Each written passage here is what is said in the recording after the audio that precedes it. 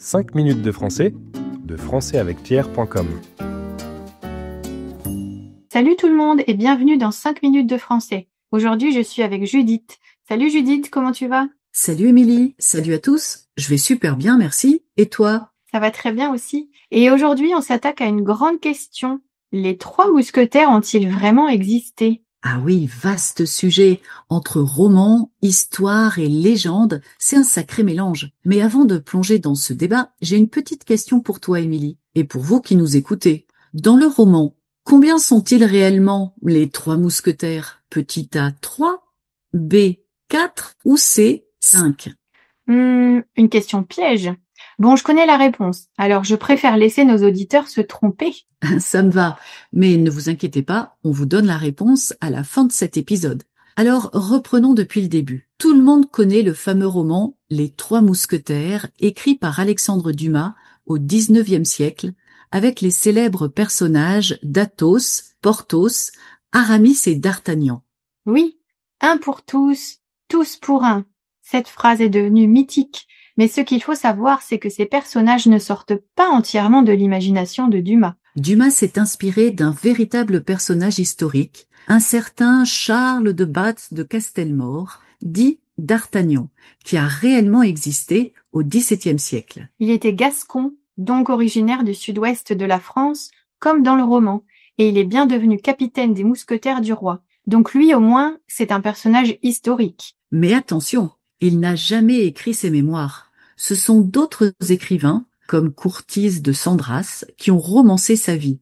Et c'est sur ces textes que Dumas s'est appuyé pour créer son roman. Et pour les trois autres, Athos, Porthos et Aramis, ce sont aussi des personnages librement inspirés de vrais mousquetaires. Il y avait effectivement des hommes qui portaient ces noms, ou des noms proches, mais leur vie n'avait pas grand-chose à voir avec ce qu'on lit dans le roman. Oui, c'est là que la frontière entre réalité et fiction devient floue. Dumas a mélangé des faits historiques, des personnages ayant réellement existé et beaucoup d'inventions littéraires. Et c'est ce qui rend l'œuvre si captivante. Elle se déroule dans un cadre réel, avec des figures historiques comme le cardinal de Richelieu, la reine Anne d'Autriche ou Milady, mais tout est exagéré, dramatisé, pour notre plus grand plaisir. D'ailleurs, il faut savoir que les mousquetaires du roi ont réellement existé.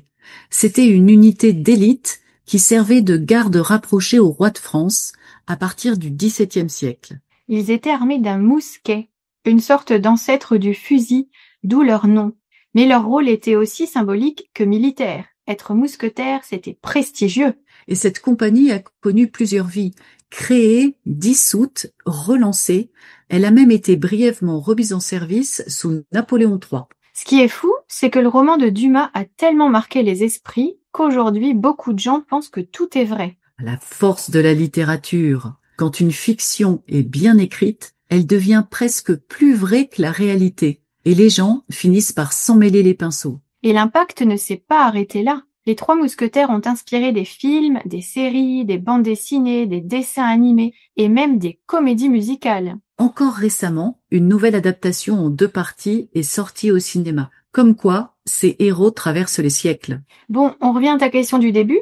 Tu nous redonnes les propositions? Oui, je vous avais demandé combien ils étaient vraiment dans le roman Les Trois Mousquetaires. 3, 4 ou 5? Et la bonne réponse, c'est 4. Athos, Porthos et Aramis sont les mousquetaires d'origine, mais D'Artagnan les rejoint très vite et devient en quelque sorte le 4e mousquetaire. Eh oui, un petit piège dans le titre. Bon, avant de terminer, on vous explique quelques mots et expressions qu'on a utilisés aujourd'hui. Pour commencer, Judith a employé le verbe romancer. Ça signifie transformer la réalité en histoire, souvent en ajoutant des éléments fictifs. Ensuite, Émilie a utilisé le mot prestigieux, ce qui veut dire reconnu, valorisé ou qui impressionne. Et enfin, Judith a utilisé la fameuse expression « sans mêler les pinceaux ». Cela veut dire se tromper, s'embrouiller ou être confus. Voilà, c'est tout pour aujourd'hui. Et vous, est-ce que vous avez vu ou lu une version des Trois Mousquetaires? Est-ce que vous pensiez qu'ils avaient vraiment existé? Dites-le nous dans les commentaires. Et n'oubliez pas de télécharger la fiche PDF avec la transcription et le vocabulaire. Elle est disponible dans la description sous cette vidéo